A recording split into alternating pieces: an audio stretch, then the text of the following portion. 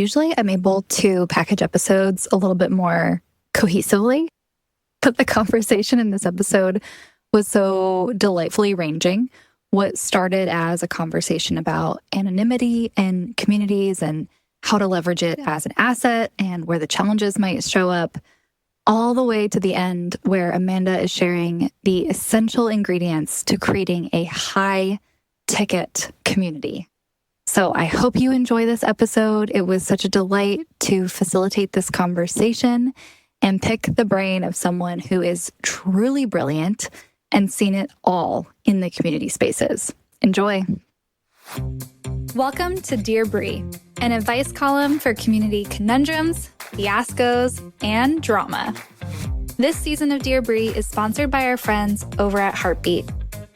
Heartbeat is an all-in-one community platform, and it's the one I chose to host my own community. Your members can finally have events, conversation, content, and even courses in one distraction-free, intimate, customized home. I chose Heartbeat for 3 reasons. First, Heartbeat is unparalleled in their events management features. Events are a core part of my community architecture, and their features make my life so much easier. Second is segmentation. It's super easy to break my community into smaller, more niche subgroups and create a more customized experience for that group in Heartbeat. And finally, their courses.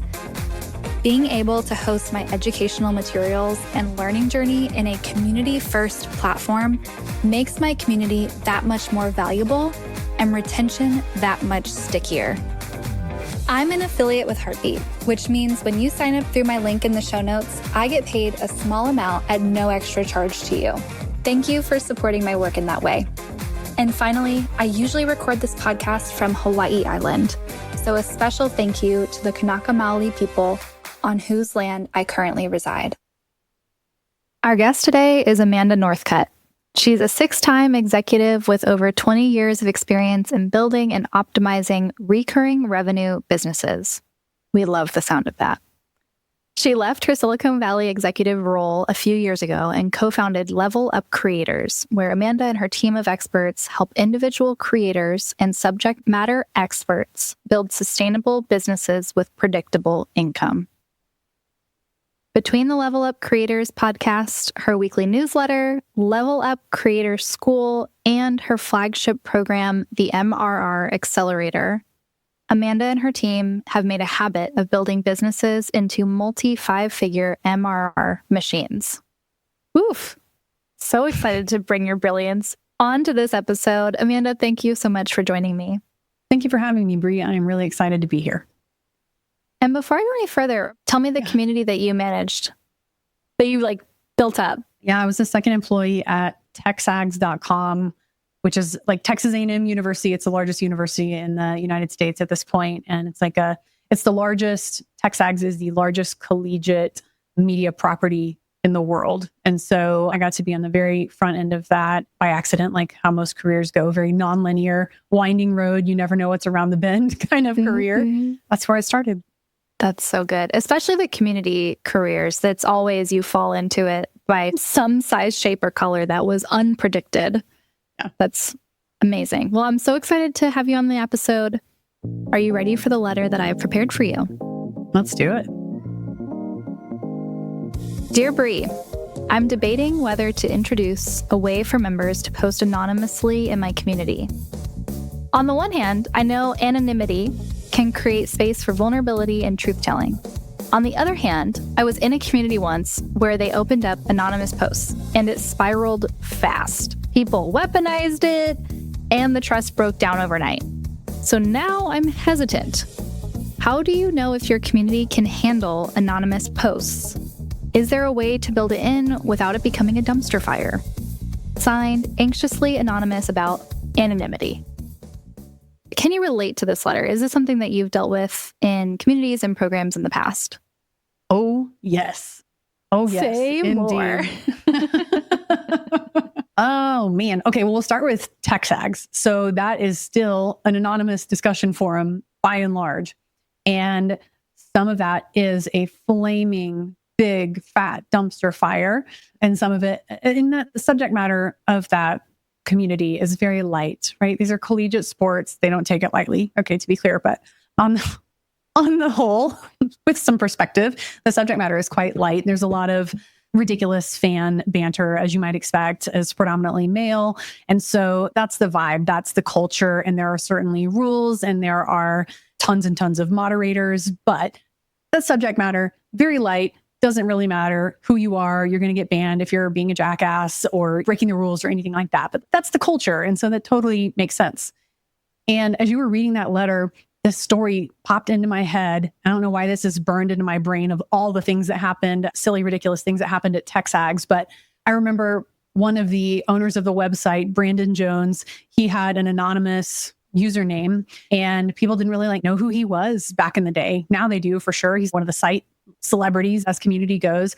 And I remember somebody calling him out on the discussion forum for not showing his face or something like that and calling him like a nutless wonder, I think is the phrase. This was a long time ago. I guess I'd probably never heard that phrase since, a nutless wonder. So Brandon calls us all around, finds this guy's phone number, calls him at work, and does this speakerphone call with all of us there. And it was so funny. He just called this guy to the carpet and said, "Hey, Brandon Jones, nutless wonder here." And I wish Zoom had been around at that time and that would have been a video call, because I'm sure the blood just rushed out of this guy's face because his ass got called out. You can't just go and be that way on a discussion forum and have zero accountability depending on the culture. So that's one very far end of the spectrum. I wish we knew the subject matter of your letter submissions, whatever community they're managing. But so that's just the first story that came to mind. And then I've got you drive here, but yeah, we got a lot in the bank. Yeah. So let's start with, what are the pros and cons of having the ability for people to post anonymously? Where do you see it as a positive? Where do you see it as a little bit more of a risk or a liability? Is it ever a risk or liability, or is that just a part of the game of community? You're in the arena, so might as well go all in. Tell me a little bit more about how you think about the feature of anonymous posting in a community. Yeah, I'll use a recent client example, actually. So one of our clients, they run the top marriage podcast in the world and have a big company, have been really successful, do a great job for everyone that listens to them and buys their products and services. And we just set up a membership community for them on Mighty Networks. And we were going back and forth about, should we allow anonymous posting? What's the branching logic here? What could happen potentially? And the reason for that was people don't want their real names attached to their dirty laundry in their marriage. And we wanted to create an atmosphere and a culture of psychological safety, and where you can come and bring up the tough stuff and actually say what's really going on and not have someone tag you on LinkedIn the next day airing your dirty laundry. And so there is some safety and security around that in the right environment. This is a smaller membership community that is very carefully curated, and there's personal relationships with the community owners / managers. And I think ultimately what we decided is to run an experiment. And I think that's where we get to in business. Anytime we're not sure, okay, how can we reduce risk and run a limited experiment in a container, assess our results, and then it's 5th grade science. So that I felt was a really compelling argument for anonymity within that specific discussion forum community, because the subject matter was very sensitive, it was very personal, and can be moderated because of the size that the community is now, since it was just launched about 6 months ago. So that would be a case in favor. I can also think of in a business kind of community where people are coming to get help with problems, and maybe these are more prominent business leaders and they need a safe space. Perhaps there's a way to submit questions and things like that anonymously. And it could be a hybrid also, something we could discuss. You could have a way to submit anonymous questions or scenarios or situations for discussion on a group call, and then have your actual name associated with the discussion forum itself. But it's total sliding scale. And there's a number of different kind of decision-making factors and criteria I would be considering. But ultimately, as a business owner, you want to be asking yourself, what is the potential risk? What is the likelihood that any of those things would happen, on the bad side of the spectrum? And then what's the potential reward, and what's the likelihood and path toward that side of the spectrum? Yeah, that's really good. I heard you say, is anonymity in our community enabling people to show up more fully, or is it enabling them to hide from accountability? And it might be a little bit of both. Yeah. I know. That's where it's so tricky. But I hear you saying in the example you gave of like the marriage, the community for building a better marriage, you've got, by posting anonymously, our members might be able to show up a little bit more honestly and a little bit more fully. I similarly had a client who we built a community for people who are recovering from eating disorders or disordered eating patterns. And it was really important for us to give them that option. And in the onboarding, to make that an important distinction and say, hey, this is like what's going to happen in this community is you are the only one who knows what you need.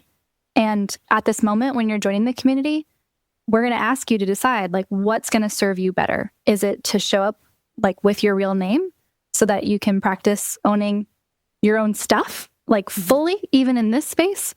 Or is what you need to be anonymous for this time being so that you can show up more fully until you're ready to embrace it? So I think prompting your members to make that decision, but making it intentionally and not just by accident, because I think when it's made by accident, that's when we're always going to default to hide. Like we're not going to default to do the brave, courageous thing. Right. Some people might, but by and large, like you have to actually prompt people to consider what they need in that environment. Yeah, I think in a more mature environment, that is a very specific use case where, that's a community that lends itself to having an option to be anonymous if you're not ready to kind of step into that fully and put your name behind it. And the size of the community definitely matters, I feel like, in terms of moderation and control and making sure that you've got a good ratio of moderators to posting members. And in any community forum, at least the statistic used to be that's usually at 10% or so of members actually are active posters. Is that still an accurate statistic? Yeah, it tends to do the like 10, 9, 1. Okay. Or sorry, 90, 99, 1, 90, 10, 1. Yeah. Yep. Somewhere in there. Okay, cool. So you have fewer people to moderate that actually post, but then you have the risk of the vocal minority and someone who maybe is a jackass or is not going to be supportive coming in there. And so that's where moderation and having user voting and a flagging system for moderation comes in handy so that things can be caught very quickly and potentially be piped into your phone or to your Slack message if a post has been flagged. And so how you handle situations that arise when someone abuses the privilege of anonymity or whatever the case may be. If someone is misbehaving and they are disrupting the culture of your community and they do that repeatedly, you've got to remove that shrapnel from the engine so that it can hum along nicely as it's supposed to, and to preserve the culture and psychological safety that you have worked so hard as a community owner or manager to create. So it's setting expectations from first touch in your marketing, right? Top of funnel, middle of funnel, bottom of funnel, user agreement, discussion forum, rules for sure. And then, onboarding, designing your onboarding, as you were saying earlier, to make sure that people are super, super clear and are going to be respectful and they understand the consequences. And usually if you threaten to ban people with no opportunity for a refund, if they break the rules or 3 strikes and you're out, people will tend to comply. But, there will sometimes be a bad apple that needs to be surgically removed so that the system can keep running as you've designed it. Yep. Those are really good guidelines. So what I'm hearing you saying is if you're going to go this route, make sure you have the moderation to support it.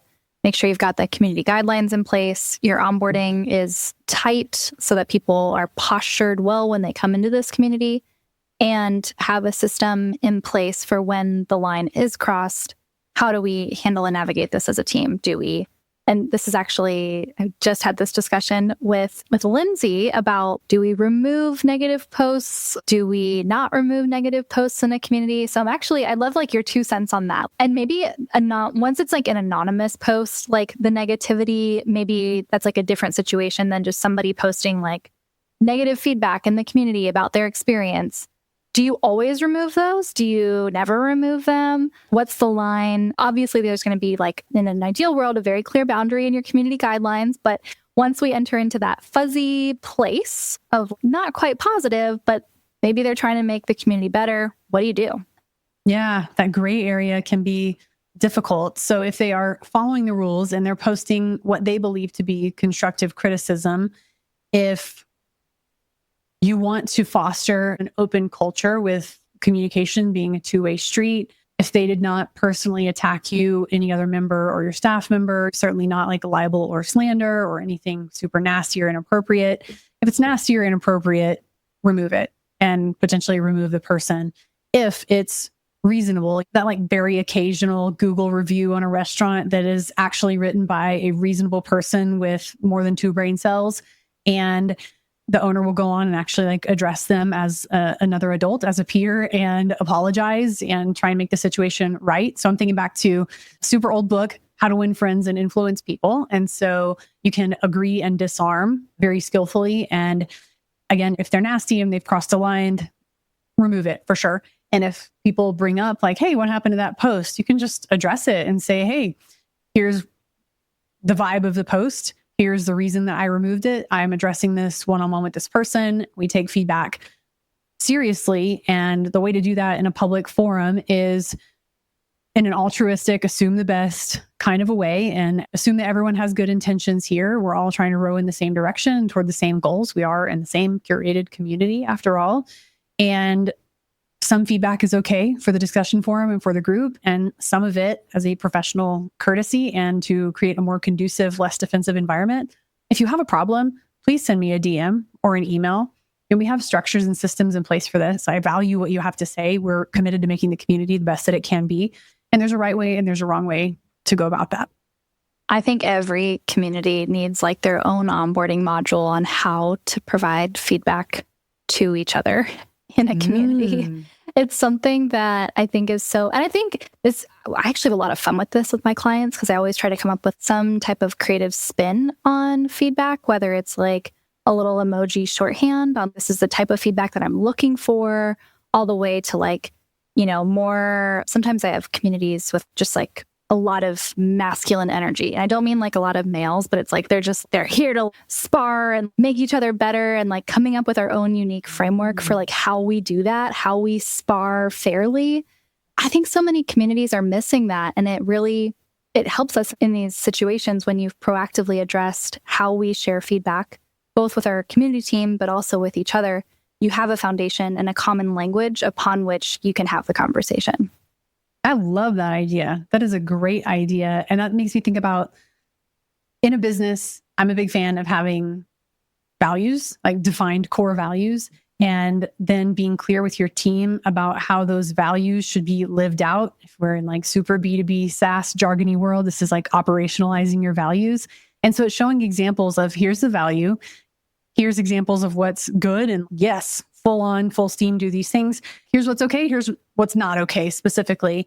And so you could do that with whatever the appropriate amount of humor is, depending on the subject matter of your community, and provide silly examples in that onboarding module. And maybe you have to do a quiz or something to be able to actually post in the discussion forum.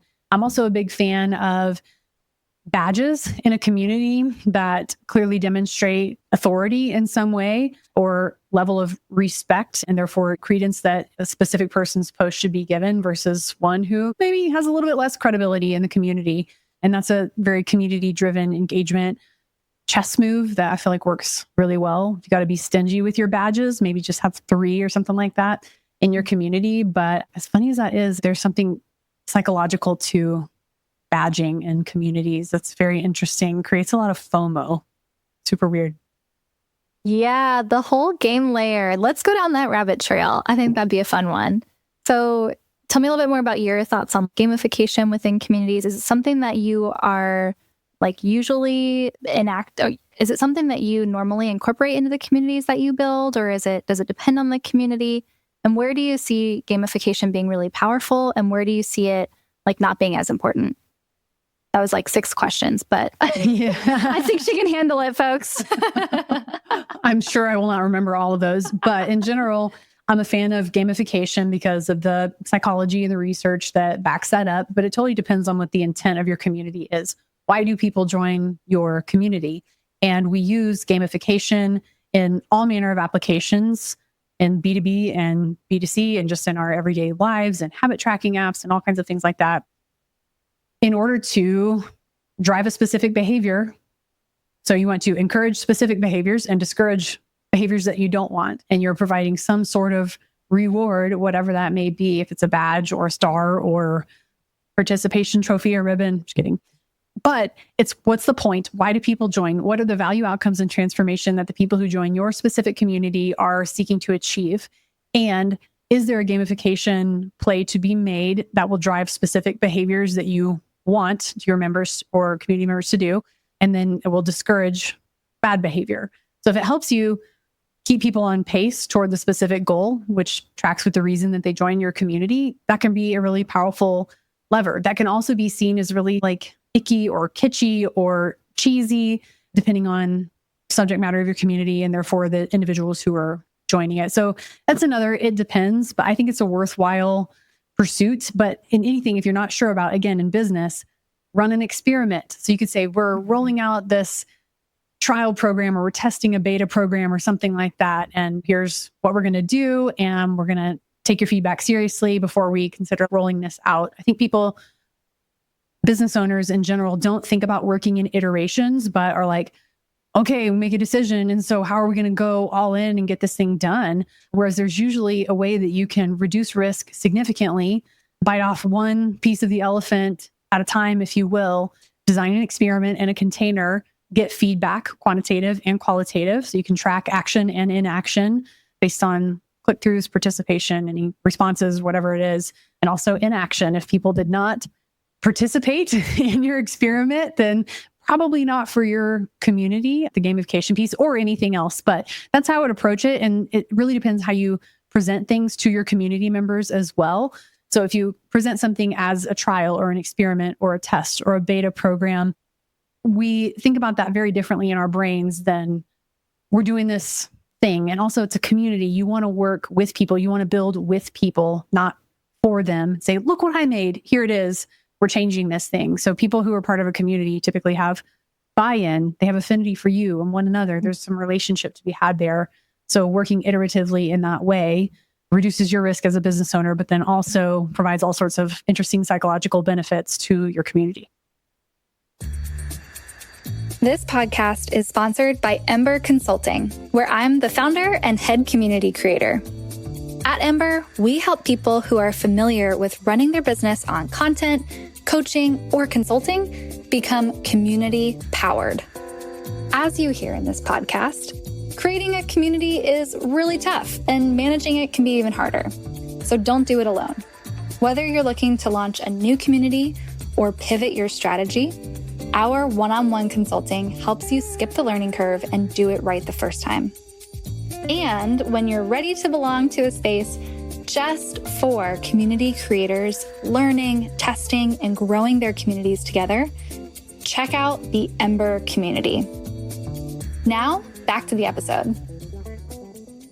It's the beauty of the community model. I think the biggest value proposition that a community has for an organization is this is your landscape for testing. This is now your playground to figure out what do your people want, what do they not want, what's the problem look like today, and how is it evolving tomorrow. I haven't found like another type of offer or container that does it as well as community. So for the scientifically minded business owner who loves to run experiments, community is a great investment for you. I know some people who can help. No, that was so good. I did a really deep dive on designing your community for great engagement using habit formation principles. And what I think is important to acknowledge with gamification is it's like the icing on top of the cherry when we're talking about habit formation broadly in your community. And I think my only caution with it is people can jump to it as like the main course. And really what gamification represents in your community is it's really such a small piece of the pie because there's 3 ingredients to any good habit: your prompt, your action, your reward. Now there are like other habit formation models that there's like a 4th one. Do you know what I'm talking about? I can't remember it, but yeah, I'm like more of the James Clear habit. Yeah, that's my go-to. Yeah. Yeah. So we've got our prompt, our action, our reward. Gamification is, and then within the reward, we have actual rewards or we have recognition as a reward, which year after year in the community industry that I come from, direct sales, where people are like earning incomes, like full-time incomes from their work in direct sales. And do you want to know the number one motivation for them in their work in direct sales every year? Recognition. It's not the money. It's I'm seen, I'm recognized for the work that I do. And so we have recognition, and gamification is like one form of recognition. It's a really like sexy form because it's automated.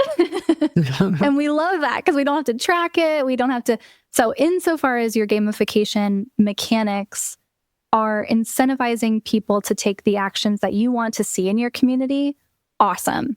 I'm unfortunately a little bit more skeptical with like how well gamification mechanics in our current technology can actually get us there. I think they overpromise and underdeliver a little bit, but I am totally here for the experimentation. And actually, I'm so pleased to share this. We just launched Ember Summer Camp in my community, and it's we don't have gamification in my community, but I wanted to test it out. And the inspiration was from growing up, my mom would do like a summer points system. And for some people, like my partner, like introducing a summer point system, he's like, what is this? Is this supposed to be motivating to me? This is so stupid. And then you have people like myself who are like, live. I just picture 10-year-old Brie waking up at the butt crack of dawn with her list. I had a to-do list and like my strategy for how I was going to earn the most points that day. Like you got 10 points for weeding a row in the garden, and you got 7 points for brushing your hair by 10 a.m. Like I had a full strategy. So I was like, you know what? Let's test this in the Ember community. It's going to be super manual this one time. We could automate it in the future. And we're doing it just for a week. We're doing like 5 days of challenges. People earn points when they do their challenge. We have a big juicy reward, a free year in the Ember community, which I like never, ever offer. So that's my little experiment with gamification and points, but I like really customized it because I wanted it. I just wanted to see, does anybody jump at this? I would jump at this. There might be a lot of personalities that are like, ew, what? I think that's a great idea, and what a fun and playful concept. I love that. I think you and I are cut from a very similar cloth. That sounds like young Amanda for sure. Amanda's got her strategy to maximize her points potential in any summer day. Yes. Mine was probably earning money. How can I earn the most money any given day? Yeah. That I was right. Yep. I think we would get along. Past versions of us would be friends. Oh, I love it. Well, anything else in terms of the other rabbit trail that I think we could go down briefly is in terms of moderation. And I'm actually curious because like myself, you've seen both sides of the community spaces, and now you're building community as a product, as monthly recurring revenue. And I, for one, have definitely noticed in these more, not that they're always intimate, but they, at least in my perspective, they tend to be a little bit more intimate communities, maybe higher price point.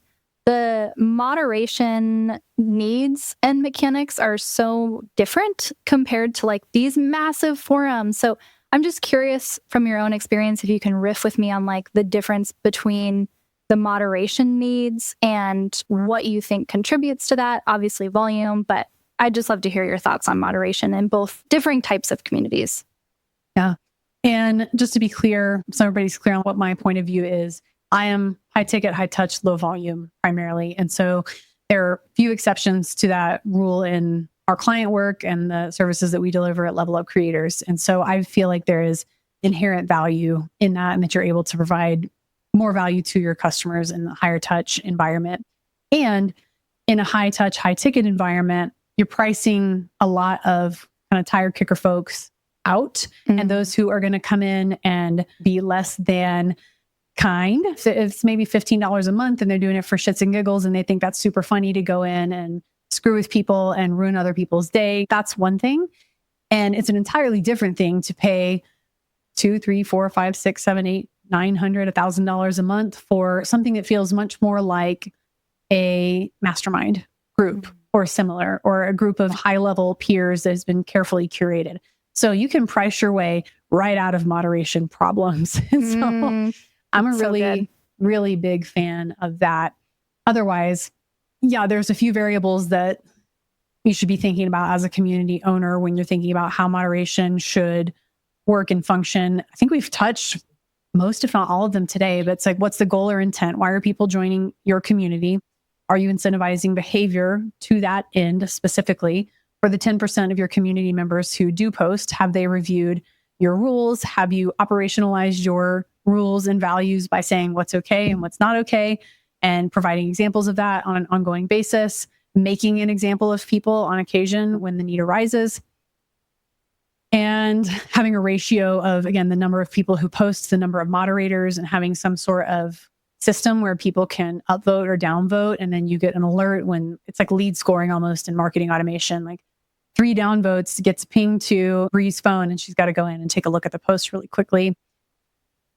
I don't know if that answers your question, but that's how I would think about it. But you are like the culture curator of your community. And so don't ever feel like an imposter or being afraid of, oh, they're going to churn if I take their post down, or they're going to say something bad about me. Let them go. Let the money go. You've got to let go of that like desperation and scarcity mindset, because think about the damage that a toxic individual can do to everybody else in your community. And so it's very important to, again, remove the shrapnel, go in with surgical precision, pick out the weeds, whatever you want to call it, in order to continue to shapeshift just turn by turn at every opportunity, call out good behavior, and there should be consequences for bad behavior. And I think that's ultimately kind of the path to shaping the culture of your community. And the more you do that and the more selective you are, the more up market you go. There's an inverse relationship there between what's opposite ways. There we are. Higher ticket, more up market, closer knit community. You're going to have fewer problems across the board, honestly, and lower churn also, which is the opposite of what most people think. But that's a very important piece. As long as you're providing that recurring value in exchange for that recurring revenue, your high ticket folks who took longer to probably buy in, a little bit longer sales cycle, but your LTV, your customer lifetime value, is going to play out big time, as opposed to trying to collect on $29 a month, needing hundreds or thousands of members to be successful. That's really good. I want to go down that rabbit trail next. The case for the high ticket community, who it's the best fit for. What are the pros? What are some of the challenges that you sign up for in that model? Because I think within the paid community space, you can go for depth with fewer or breadth with more, and the volume strategy. I'm really curious to hear that. And I just want to add to what you said. It was a great follow-up episode to this. If you're like listening and you want to go down the moderation rabbit trail, you got to listen to Andrea Middleton's Dear Bree episode next. We have a fabulous episode on what to do with troublemakers, and she worked with the WordPress community for years and years. And she's at Reddit now. So go listen to that episode if you want to go more down the moderation rabbit trail. But tell us more about high ticket communities and who is that a good fit for? And because I see a lot of our listeners who maybe are like aspirationally, they want to get there, but they're like, if I slapped $1,000 per month price tag on my community tomorrow, like I'd have no members. How do I get there? What are the pros and challenges? Tell us more. That is a big time loaded question, but I can provide some insight in the time that we have today. So there are 5 key areas that you need to have extraordinary clarity on in your business. And that is who you are, your positioning, what painful, pervasive, urgent, expensive problems you are uniquely equipped to solve based on your experience, expertise, and passion. Okay, who are you? I'm not going to ask you to repeat that, but I am just going to ask our listener to rewind 10 seconds and play that at 0.25 speed, because that line was so good. Please continue. All right, so who are you? Your positioning. And then who needs those problems solved that you actually want to help? Who is your ICP, your ideal customer profile? Who are you and who are they? And at what transition point or pain point specifically, again, painful, pervasive, urgent, expensive problems, because you can have positioning and you can have an ICP, but your ICP is not best positioned to buy from you just at any time.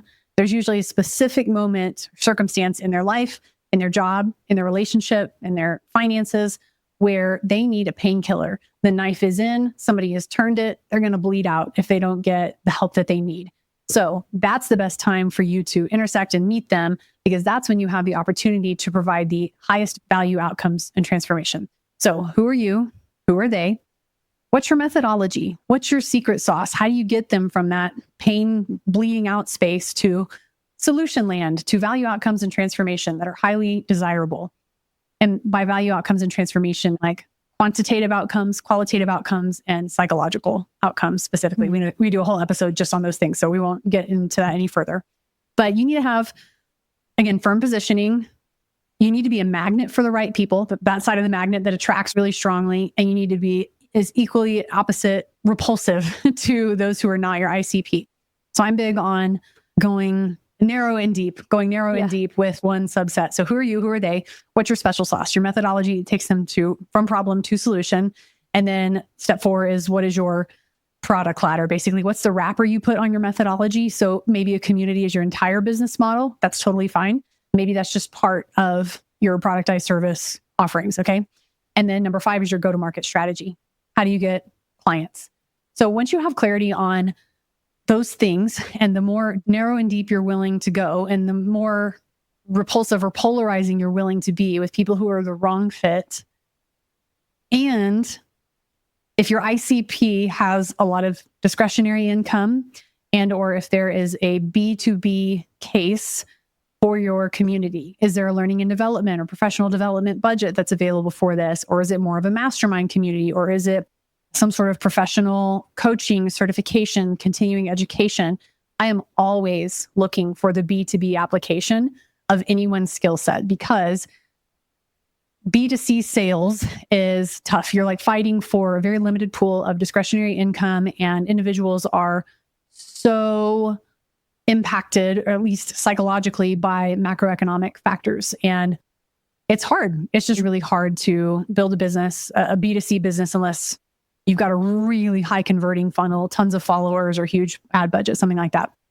Whereas if you are selling into a business, again, even with a community, the potential impact that you might have in that business environment with the individual who joins being the conduit to those value outcomes and transformation, those might be 100x the outcome of the same exact thing, same exact type of community structure as if you were offering it to an individual or even a solo practitioner. So what's the highest and best application of your knowledge and methodology? Again, we want to work with people that we actually want to work with. And so it's not just like, who's the highest bidder? Go for them, because you could end up with a bunch of jackasses. So I wouldn't do that for sure. But if you can figure out who you are, who your customers are that you actually want to work with, ideally they're inside of a business and the business is paying the bill. And if you can build a product ladder with productized services, community totally included in that, it'd be very formulaic and structured. And if those productized services earn recurring revenue, like a community, then you have serious upmarket potential, especially when you think about the curation piece and the ability to put people in a room together, a virtual room together that need to meet one another. There's infinite applications of community in the B2B world. And so that's where I would certainly push everyone, especially if you're wanting to go higher ticket, higher touch, lower volume. Yep. That's brilliant. God, you such a brilliant way of explaining it. It's so simple. It's not easy. Like, nothing about what you said is very easy, but it is very simple. And what I heard is like, just the little nugget is like, for people who are interested in maybe migrating into a higher ticket community, maybe you already have one, but you're like, you've been oscillating between this deeper with fewer or wider with more strategy. And you're like, which way do I go? I heard the shortcut is like, can what I'm offering be a business to business solution? And if so, there could be a pathway forward to exploring a higher ticket, deeper with fewer. Is that fair to say? You got it. Yes. Okay. Amazing. Thank you so much. That was just delightful. Is there anything else that you want to add? Any words of wisdom for our dear letter writer? And I'm going to say their name correctly. Anxiously Anonymous About Anonymity. Any final words? Just parting wisdom for them. Oh, man. Do a test. That's it. That's the answer. Anytime you're not sure about something in business, it's, what can I run in a container that has a hypothesis? What materials do I need? What are the steps? How are we assessing results? And then you can make the next right decision with updated information.